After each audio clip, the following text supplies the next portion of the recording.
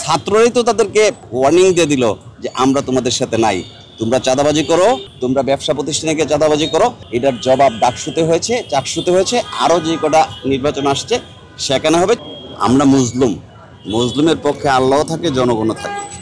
যারা আজকে আমাদের অফিসে আক্রমণ করেছে গণ অধিকার পরিষদ সহ অন্যান্য যারা, তাদেরকে ডাকসু এবং চাকসুর নির্বাচন দেখেন। বিনিয়ামিন গণ অধিকার পরিষদ ছাত্র সংগঠনের সভাপতি ভোট পেয়েছে 136, জামানত বাজেয়াপ্ত। জাহাঙ্গীরনগর বিশ্ববিদ্যালয়ে জামানত বাজেয়াপ্ত, ফুল প্যানেল জামানত বাজেয়াপ্ত। জনগণ তাদেরকে গ্রহণ করেছে না বর্জন করেছে? ডাকসু এবং চাকসুর নির্বাচনের ফলাফল কিন্তু বলে দিচ্ছে যে ফেব্রুয়ারিতে জনগণ তাদেরকে গ্রহণ করবে কি করবে না।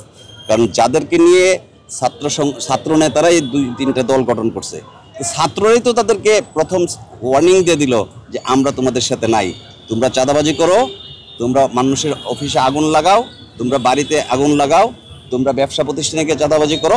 এইসব কারণে আমরা নাই।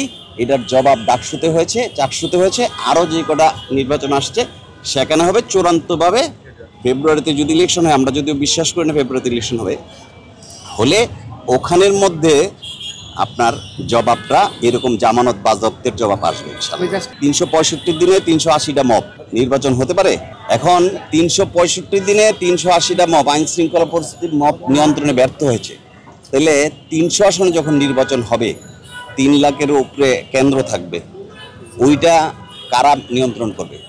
স্বাভাবিক কারণেই শঙ্কা জাগতে পারে যে ফেব্রুয়ারিতে নির্বাচন করার মতো দেশের আইন শৃঙ্খলা পরিস্থিতি নাই।